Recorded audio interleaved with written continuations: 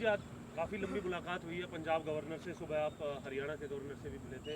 क्या कुछ अभी तक की दोनों बैठकों पंजाब का के निष्कर्ष है? महामहिम से हम यही आग्रह कर आए हैं कि जिस तरह का अनकॉन्स्टिट्यूशनल कदम पंजाब सरकार ने उठाया है और जो बीबीएमबी हरियाणा, पंजाब, राजस्थान, दिल्ली को पानी डिवीज़न कर देती है, उसको कैसे कैप्चर किया है, उसके अंदर उनकी इंटरवेंशन बहुत महत्वपूर्ण है।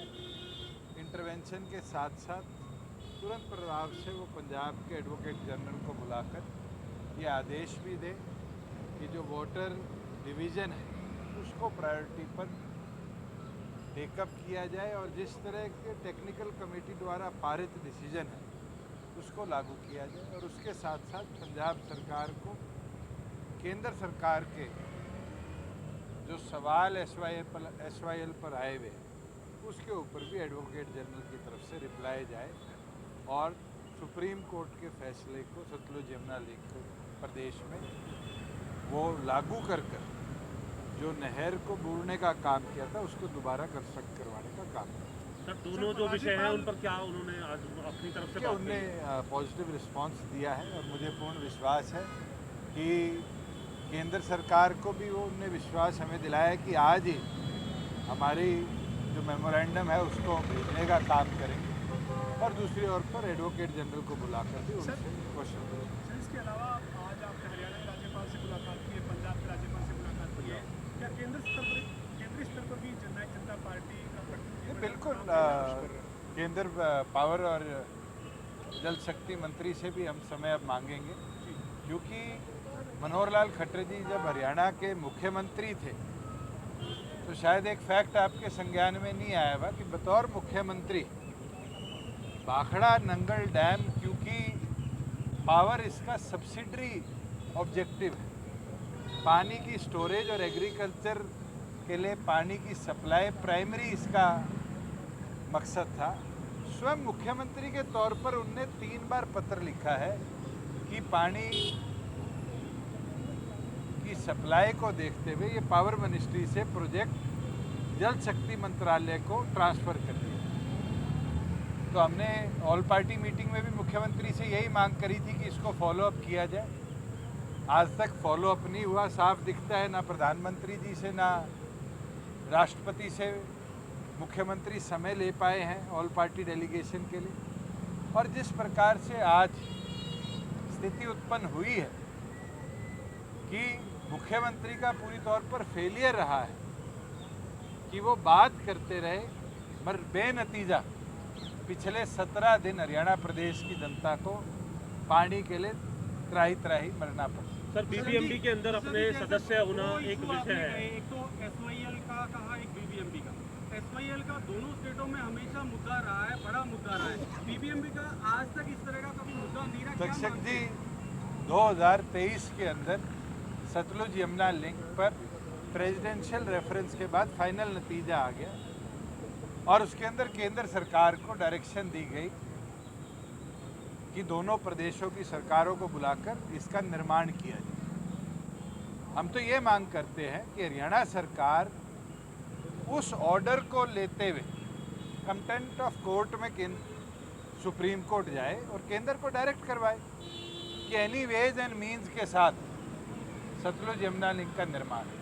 और जहाँ बीबीएमबी की बात है, क्योंकि महामहिम पंजाब जो है वो राजस्थान के, वो बहुत अच्छी तरीके से जानते हैं कि बीबीएमबी कितना महत्वपूर्ण हिस्सा है, क्योंकि हर साल ये समस्या राजस्थान की तरफ से उठाई जाती थी। मगर इतिहास में पहली बार है कि एक और पर पंजाब के मुख्यमंत्री ये कहते हैं हमारे पास पानी नहीं है और दूसरी ओर पर 9% एक्स्ट्रा पानी पंजाब ऑन रिकॉर्ड ले रहा है। ये ड्यूल स्टैंडर्ड्स ये दर्शाते हैं कि पंजाब सरकार सिर्फ इस पॉलिटिकल मुद्दा बनाने के लिए इस विषय को कहीं ना कहीं आज बनाए बैठी है। और तो और आप अपने पंजाब के पत्रकार साथियों से पूछ लेना, बठिंडा से लेकर फाजिलका तक पिछले 17 दिनों में 3 या 4 ऐसी माइनर मेजर्स हैं जो ओवरफ्लो के कारण टूट चुकी। तो पंजाब तो हर रोज पानी एक्स्ट्रा ले रहा है और उस कारण वहाँ के वाटर कोर्सेज टूट रहे हैं। वहीं जहाँ हरियाणा में सिंचाई छोड़िए, खेती बाड़ी के लिए नहीं, पीने के लिए पानी जो जनता मांग रही है, 200 से ज़्यादा वाटर वर्क्स 7 जिलों में खाली पड़े हैं, उस सप्लाई को बाधित कर कर पंजाब बैठा है। सर, आज भूपेंद्र सिंह हुड्डा कह रहे थे चंडीगढ़ में थोड़ी देर पहले मीडिया से उन्होंने कहा कि बीबीएमबी में जो मेंबर का मुद्दा है वो हम विधानसभा में उठाते रहे और जननायक जनता पार्टी के नेता डिप्टी सीएम थे, ये उस हालात के जिम्मेदार है सर।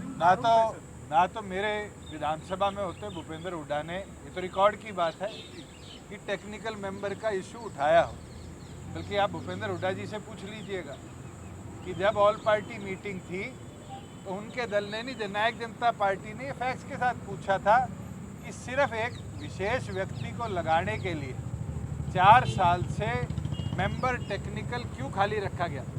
और मैं आपको फैक्ट्स के साथ बताता हूँ कि हरियाणा सरकार टेक्निकल की बजाय मैकेनिकल का आदमी वहाँ भेजना चाह रही है, जो कि बीबीएमबी एक्ट जो पार्लियामेंट से पास हुआ है उसमें अलाउड नहीं है। आज भी आप मुख्यमंत्री से पूछेंगे कि क्यों नहीं नियुक्ति हुई, मुख्यमंत्री कहेंगे जल्द नियुक्त हो जाएंगे। जल्द नियुक्त नहीं हो सकते, या तो पार्लियामेंट से जाकर एक्ट अमेंड करना पड़ेगा, नहीं तो आपको टेक्निकल मेंबर भेजना पड़ेगा। पर अपने चाहते लोगों को भेजने के चक्कर में उनने वो सीट वेकेंट रखी। और तो और 4 महीने जो सप्लाई वहाँ देखता है इंजीनियर, वो इंजीनियर की पोस्ट भी हरियाणा सरकार ने खाली क्यों रखी। आज सप्लाई पंजाब के हाथ में आप दोगे तो ये नतीजा आएगा। दुष्यंत जी, आपको लगता है हाई कोर्ट में जिस तरीके से पैरवी हरियाणा सरकार की करनी चाहिए? हाई कोर्ट का तो मजाक बना दिया इस विवाद में। हाई कोर्ट ने आदेश दिए टेक्निकल कमेटी का लागू करो, फिर उस पर रिव्यू पिटीशन लगा दी गई, उसके बाद तारीख पे तारीख ली गई। ये दिखाता है कि कितनी सीरियसनेस हरियाणा सरकार की है कि वो अपने अधिकारों को भी हाई कोर्ट से ऑर्डर के माध्यम से नहीं ला पाए। अब आगे जो 7% का जो अब ब्याज लगाने का सरकार की ओर से एक आदेश जारी हुआ, उस पर क्या कहेंगे? किस पे? ये जो फसल पे जो लोन लिया जाता है उस पे आपके साथी बता रहे विड्रॉ होगी। सर, जिस तरीके से जननायक जनता पार्टी ने अभी आज दोनों गवर्नर से मुलाकात की, आगे आप कह रहे हैं कि केंद्रीय मंत्री से भी समय लेंगे, जो संबंधित केंद्रीय मंत्री। इनेलो का ये कहना है कि 25 तारीख को जो हरियाणा पंजाब के बीच जो बॉर्डर है, जो रास्ते हैं, उन्हें रोका जाएगा। आपका क्या टेक है इसके बाद? जसपा किस तरीके से आगे बढ़ेगी, ये मीटिंगों के जरिए ही या फिर? चलो, हम अपना काम करते रहेंगे। औरों का जहाँ आप बात कर रहे हो, पहले भी कसी फावड़े लेके गए थे, दोबारा जाएंगे। और आपका क्या टेक रहेगा? देखिए, हम तो प्राथमिक चीज किसी पॉलिटिकल पार्टी के लिए यही है कि जो गार्डियन ऑफ द स्टेट, जो केंद्र के नुमाइंदे हैं, हम उनको अप्रोच करें। हमारी तरफ से उनको अप्रोच किया जा चुका है और हम विश्वास के साथ आज दोनों महामहिमों से मिलकर आए हैं कि केंद्र सरकार इस पर तुरंत एक्शन।